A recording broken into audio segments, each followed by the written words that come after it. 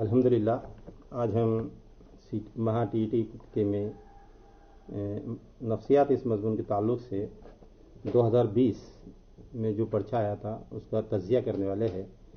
इंशाअल्लाह आप सभी लोगों को ये पसंद आएगा और महा टीईटी की तैयारी में आप लोगों को मददगार भी साबित होगा। क्योंकि मेरे पास जो पर्चा है वो सी सेट है, इसलिए मैं सी सेट के ताल्लुक इसमें जो सवालात है उसी पर डिस्कशन करूँगा। आप लोग उसको अपने सेट से मैच कर देना। तो हम चलते हैं। सबसे पहला सवाल जो आया था वो था कि कोई मोहिज नामुकम्मल हो तो उसे तखमीर तक पहुँचाने का काम अज़बी निज़ाम के ज़रिए होता है। ईडीएफ की खाली जगह पर तवज्जो ना देने से भी मुकम्मल इदराक होता है और इदराक के दर्ज झैल किस उसूल की वजह से होता है। इदराक की दर्जेबंदी इससे पहले की वीडियोज़ में हमने देखे हैं। उसमें हमने देखे थे क़ुर्ब है, शमूलियत है, तसलसल है, मुमासिलत है। तो हम जब भी हमें कोई इदराक होता है तो उस पर हमारा अज़बी निज़ाम या हमारा दिमाग काम करना शुरू कर देता है और मुकम्मल इदराक करता है। यहाँ पर ये सवाल है कि EDF ये इनमें अगर खाली जगह हो, ये मुकम्मल ना लिखे हुए हो तो भी हम उसको EDF पढ़ते हैं। इसकी वजह यह है कि इदराक की जो एक जमातबंदी में से शमूलियत चीज़ है, मतलब हमारा दिमाग जो है खुद ब खुद शमूलियत कर लेता है। वो EDF में खाली जगह होने के बावजूद भी हमको वो खाली जगह नज़र नहीं आती, हमको मुकम्मल E, D या F नज़र आता है। इसे हम शमूलियत कहते हैं। तो यहाँ पर जो ऑप्शन नंबर 2 है ये सही होगा। इसके अलावा भी हमने इससे पहले वीडियो में कुर्ब क्या चीज़ है, तसलसल क्या चीज़ है, मुमासिलत क्या चीज़ है, इसका भी मुसलसल डिस्कशन किए हैं। अब अगला सवाल पे हम जाते हैं कि दर्ज झैल बयानात में इदराक और मुतख़य्यला में फ़र्क दिया गया है, उनमें से कौन सा बयान मुनासिब नहीं है। यहाँ पे जब सवाल आता है तो ये बात बिल्कुल जहन में क्लियर होना चाहिए कि सवाल नेगेटिव की तरफ जा रहा है या पॉजिटिव की तरफ है। मुनासिब नहीं है तो इस बात पर हमें जोर देना पड़ता है कि कौन सी बात मुनासिब नहीं है। नहीं पर जोर देना होता है, इसको अंडरलाइन कर देना चाहिए हमने जब हम पर्चा हल करते हैं। तो इसमें पहला ऑप्शन दिया गया था कि मुतख़य्यला इदराक की बानिस्बत ज़्यादा जानदार होती है। तो चूँकि हमने इसके पहले की वीडियोज़ में भी देखे मुतख़य्यला और इदराक का फ़र्क, तो मुतख़य्यला जो है ये हमारे दिमाग की मदद से तैयार करदा चीज़ होती है जिसमें मोहिज मौजूद नहीं होता और इदराक में मोहिज मौजूद होता है। तो जाहिर सी बात है कि इदराक के ज़रिए जो चीज़ हम देखेंगे वो जानदार होंगी और मुतख़य्यला की जैसे जगह मुतख़य्यला की मदद से जो चीज़ हम बनाएंगे वो इतनी जानदार नहीं होंगी। तो ये हमारा पहले जो ऑप्शन है कि मुतख़य्यला जो है इदराक की बानिस्बत ज़्यादा जानदार होती है, ये गलत है। इसके अलावा मुतख़य्यला ये इदराक की नकल होती है, ये बात बिल्कुल ये बयान सही है। हकीकी शय के वक़ूफ़ से मुराद इदराक साबिक़ा तजुर्बात को ताज़ा करना यानी मुतख़य्यला, ये बयान भी सही है। इदराक हिस्सों में बटा हुआ नहीं होता और मुतख़य्यला हिस्सों में बटने का एहसास होता है, ये बयान भी बिल्कुल सही है। यानी यहाँ पर ऑप्शन नंबर 1 जो है कि मुतख़य्यला जो है इदराक की बानिस्बत ज़्यादा जानदार होती है, ये बयान नामुनासिब है। इसलिए सवाल नंबर 62 का ऑप्शन नंबर 1 होगा।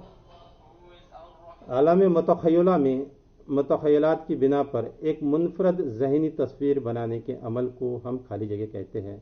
तो एहसास जो होता है इसमें हम कोई ज़हनी तस्वीर नहीं बनाते, जज्बात में भी नहीं बनाते और तहरीक में भी नहीं बनती, बल्कि तख़य्युल में हम आलम मुतख़य्यला में जाकर एक मुनफरद ज़हनी शक्ल बनाते हैं जो मौजूद नहीं होती, जिसका वजूद नहीं होता। ऐसी शक्ल हम हमारे दिमाग में बना लेते हैं, तो इसे कहते हैं तख़य्युल। इसलिए यहाँ पे ये ऑप्शन नंबर 2 दिया गया है। सवाल नंबर 64 है, मसले का तज्ज़िया करके उसे हल करने का मंसूबा बनाने से मुराद गौर व फिक्र। गौर व फिक्र के बारे में दर्ज झैल से कौन सा बयान सही है। यहाँ पर जब ऑप्शंस के साथ और ऑप्शंस दिए होते हैं तो यहाँ पर हमको टिक करना बहुत ज़रूरी होता है कि कौन सा बयान हमें सही लग रहा है या कौन सा बयान बिल्कुल गलत है। बिल्कुल गलत या बिल्कुल सही, इस बात की तरफ हमको जाना पड़ता है यहाँ पर। तो पहला ऑप्शन है लफ्ज़ मुतख़य्यला तख़य्युल तसव्वुरात, ये गौर व फिक्र की अलामत है, ये बात बिल्कुल सही है। दूसरी बात, छोटे बच्चे अलामतों के ज़रिए गौर व फिक्र कर सकते हैं, ये बयान गलत है। क्योंकि पिछली वीडियोज़ में भी हमने देखे कि छोटे बच्चों अलामतों के ज़रिए गौर व फिक्र नहीं कर सकते, इसलिए ऑप्शन नंबर बी जो है ये गलत है। इसके बाद बच्चे की हर की महारतों के ज़रिए गौर व फिक्र नहीं कर सकते। बच्चे जो है ये हर की महारतों के ज़रिए ही गौर व फिक्र करते हैं, علامتوں کے ذریعے نہیں کرتے. مطلب بی اور سی جو آپشن ہے یہ غلط ہو گئے. اور ہم بارہا منطقی غور و فکر کرتے ہیں، یہ بیان بالکل صحیح ہے. تو آپشن اے اور آپشن ڈی یہ دونوں بیانات صحیح ہے، اس لیے اس کا جو جواب ہوگا آپشن نمبر 4 صرف اے اور ڈی. اس کے بعد یہ چیز بھی ہم نے ہمارے پچھلے ویڈیو میں دیکھی ہے. سوال نمبر 65 ہے، بچے کی وراثت کروموزوم اور جین کی مدد سے استقرار حمل کے وقت ہی طے ہوتی ہے اور اس میں کوئی تبدیلی نہیں کر سکتے. وراثت سے متعلق درج ذیل میں سے کون سا بیان مناسب نہیں ہے؟ یہ بھی آپ کو پچھلے ویڈیو میں نے بتایا تھا کہ وراثت کے ذریعے کون سی چیزیں منتقل ہوتی ہے اور ماحول کے ذریعے کون سی چیزیں منتقل ہوتی ہے. تو نمبر 1 کا آپشن جو ہے، بچے کی جسمانی حالت اور عضلاتی نظام پر وراثت کا اثر ہوتا ہے، یہ بات بالکل صحیح ہے. بچے کو جو رنگ ملتا ہے، چاہے وہ جلد کا ہو، بالوں کا ہو یا آنکھوں کا ہو، یہ بھی وراثت سے ملتا ہے. تو بیان نمبر 2 بھی صحیح ہے. بیان نمبر 4 جو ہے، ذہنی خاصیت ذہانت بھی وراثت سے ملتی ہے. ذہانت جو ہے انسان کو اس کی وراثت سے ملتی ہے، لیکن ذہانت کی نشو و نما جو ہے یہ ماحول میں ہوتی ہے. یہ بات کو ہم کو ذہن میں رکھنا چاہیے. تو ذہانت جو ہے ہم کو وراثت سے ملتی ہے. اور یہاں پر جو تیسرا آپشن ہے، والدین سے حاصل کیا ہوا علم، مہارت، دلچسپی آنے والے نسلوں میں منتقل ہوتی ہے، یہ بیان موضوع نہیں ہے. کیونکہ والدین جو علم حاصل کرتے ہیں یا ان کے اندر جو مہارتیں پیدا ہو جاتی ہے، دلچسپی پیدا ہو جاتی ہے، وہی جو کہ تو منتقل نہیں ہوتی، حالات کے حساب سے ہوتی ہے، ماحول کے حساب سے ہوتی ہے. اس لیے ہر ایک کی جو علم ہے، مہارت ہے، دلچسپی ہے، یہ وراثت کے ذریعے منتقل نہیں ہوتی ہے. تو یہ جو جواب ہے آپشن نمبر 3 یہ بالکل اس کا صحیح جواب ہوگا. یہ وراثت کے تعلق سے نامناسب بیان ہے. سوال نمبر 66 تھا، وراثت اور ماحول یہ دونوں اجزاء انسانی نشو و نما میں اہم رول ادا کرتے ہیں. ظاہر سی بات ہے، درج ذیل اجزاء سے کون سا جز صرف وراثت پر منحصر ہے؟ اس کے پہلے ویڈیو میں بھی میں نے آپ کو بتایا تھا کہ ماحول سے ہم کو کون کون سی چیزیں ملتی اور وراثت سے کون کون سی چیزیں ملتی ہیں. تو انسان کی جو ذہانت ہے یہ ماحول سے ملتی، وراثت سے ملتی ہے، لیکن ذہنی نشو و نما یہ ماحول میں ہوتی ہے. اس لیے ذہنی نشو و نما کا تعلق جو ہے ماحول سے ہے. شخصیت سازی بھی جو ہے ماحول کی وجہ سے ہوتی ہے، اور جذباتی زندگی بھی یہ بھی جو ہے یہ ماحول سے ہوتی ہے. لیکن سن بلوغت جو ہے یہ ہماری وراثت طے کرتی ہے. اس لیے سوال نمبر 66 کا جو صحیح جواب ہے وہ آپشن نمبر 2 ہوگا، سن بلوغت. سوال نمبر 66، احساس پیدا ہونے کے لیے درج ذیل سے کون کون سے نکات ضروری ہیں؟ یہ اس کے تعلق سے بھی ہم ہمارے پچھلی ویڈیو میں دیکھ چکے ہیں کہ احساس پیدا ہونے کے لیے ہم کو کوئی نہ کوئی محیط کیا ہونا ضروری ہے. محیط کی معلومات ہمارے دماغ تک پہنچانے کے لیے جن حصے اعضاء کی ضرورت ہوتی ہے، تو حصے اعضاء بھی ہونا ضروری ہے، اور عصبی نظام کی ضرورت ہوتی ہے وہ بھی ضروری ہے. اور جو سی آپشن ہے، اپنی خواہش ہونا ضروری ہے، یہ اس کی ضرورت نہیں ہے. ہماری خواہش ہو یا نہ ہو احساس ہوتا ہے. اس لیے احساس کے لیے خارجی محیط، اہل حصے اعضاء اور عصبی نظام کی ضرورت ہوتی ہے. اس لیے یہاں پر بیان نمبر اے، بی اور ڈی یہ صحیح ہے، اور بیان سی جو ہے یہ غلط ہے. اس لیے 66 کا جو جواب ہوگا وہ آپشن نمبر 4 ہوگا. اس کے بعد ہم اگلے سوال کی طرف جاتے ہیں. سوال نمبر 68، جذباتی ذہانت کا تصور 1995 میں پہلی مرتبہ پیش کرنے والے سائنسداں سے مراد کون سے سائنسداں ہے؟ تو جذباتی ذہانت کا تعلق پیٹر سلوبی، جان میئر، ڈینیل گولمین، ان تینوں لوگوں سے ہے. لیکن چونکہ 1990 میں پیٹر سلوبی اور جان میئر نے جذباتی ذہانت ایک چیز ہے یہ بتایا تھا، لیکن اس کا مکمل تصور کس طریقے سے ہے اس کے تعلق سے مکمل معلومات 1995 میں ڈینیل گولمین نے دی. اس لیے اس سوال کا صحیح جواب ہوگا ڈینیل گولمین. 69واں سوال ہے، امتحان میں کم نمبرات حاصل ہونے پر سوالیہ پرچہ بہت مشکل تھا، ایسا کہنے سے مراد دفاعی نظام کا خالی جگہ دفاعی نظام کا استعمال کرنا ہے.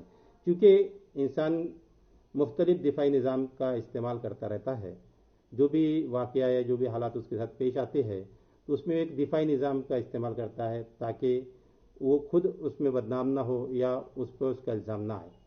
تو پہلی چیز جو اس کے اندر دیا تھا منافعت، مطلب نگیٹیوٹی، کسی بھی چیز کے تعلق سے نگیٹو خیالات قائم کر دینا، تو اس کو ہم منفعت کہتے ہیں.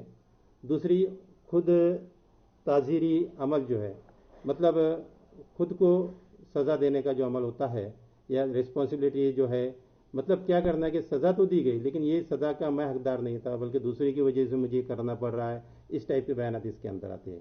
عینیت جو ہوتا ہے، اضلال جو ہے، اضلال کا مطلب ہوتا ہے کہ کوئی چیز کا تعلق کسی دوسری چیز سے، مطلب اصل وجہ کوئی اور ہوتی ہے لیکن ہم دوسری چیز پر اس کو پروجیکٹ کر دیتے ہیں، اضلال کو پروجیکشن کہا جاتا ہے۔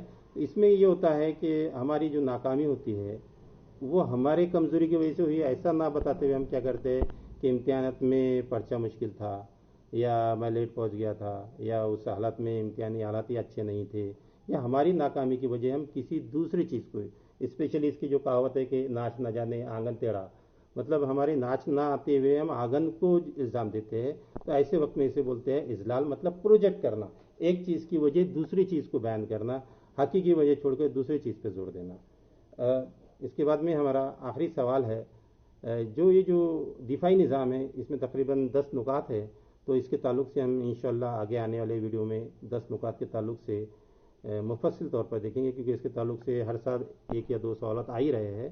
تو اضلال جو ہے یہ پروجیکشن عمل ہے، اس پہ تھوڑا ہم کو دھیان دینا ہے، کیونکہ اس کے تعلق سے 12 سوال آ رہا ہے کہ اصل وجہ کو چھوڑ کر یا ہماری کمی کو چھپا کر کسی دوسری چیز پر ہم اس کا الزام لگاتے ہیں یا اپنا دفاع اس طریقے سے کرتے ہیں، تو اضلال ہے۔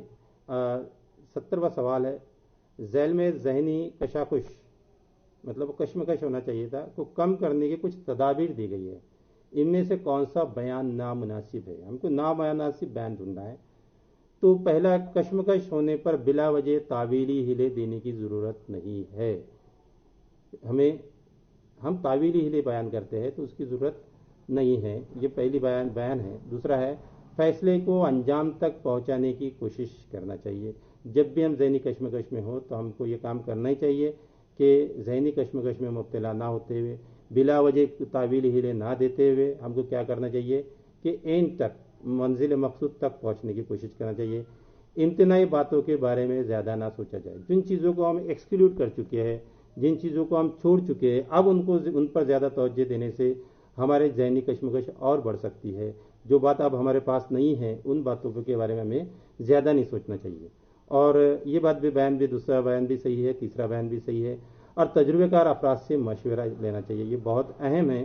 جب بھی ہم ذہنی کشمکش میں مبتلا ہو تو جو لوگ ہمارے ماحول میں تجربہ کار افراد ہیں ان سے ہم کو مشورہ لینا چاہیے، تو یہ بیان بھی صحیح ہے۔ اس لیے سوال نمبر 70 کا جو نامناسب بیان ہے وہ یہی ہے کہ کشمکش ہونے پر بلا وجہ تعویلی ہیلے دینے کی ضرورت نہیں ہے، تو یہ آپشن صحیح ہوگا۔ تو الحمدللہ آج ہم نے 2020 کے جو پرچہ تھا اس کے سی سیٹ میں پوچھے گئے پہلے 10 سوال کو تفصیلی دیکھے، اگلے آنے والے ویڈیو میں انشاءاللہ ہم اور 10 سوالات کو تفصیلی دیکھیں گے۔ جب تک خدا حافظ۔